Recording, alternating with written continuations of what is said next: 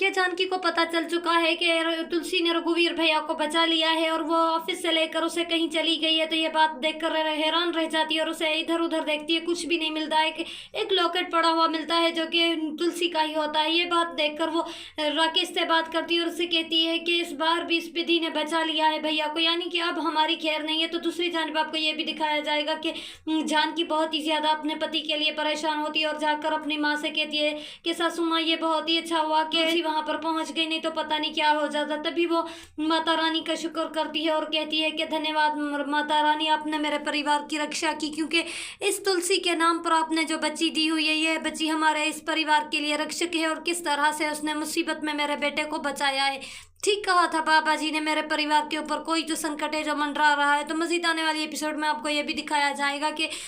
तुलसी आएगी और पूरे परिवार को बताएगी कि यही थे राकेश चाची और उर्मिला चाची और राकेश चाचू, जिन्होंने रघुवीर को भी मारना चाहा और माँ को भी, सेठ और माँ को भी मारना चाहते हैं और पूरे प्रॉपर्टी के मालिक बनना चाहते हैं। दूसरी ओर आप लोग ये भी देखेंगे कि अब रघुवीर बच चुका है और वो अब इन दोनों को नहीं छोड़ेगा, क्योंकि अब जैसे ही राकेश और उर्मिला की सारी सच्चाई तुलसी आकर बताती है तो राकेश को और उर्मिला को अब डर लगने लगता है। वो भागकर कहीं छुपने की कोशिश करेंगे, मगर वहीं पर ही आप लोगों को ये भी दिखाया जाएगा कि जानकी कहती है राकेश को कि अब तुम कहीं भी नहीं जा सकते हो, मेरे पति आएंगे, अब पता चल जाएगा, क्योंकि तुलसी को हमारे परिवार में हमेशा से ही आप लोग नीच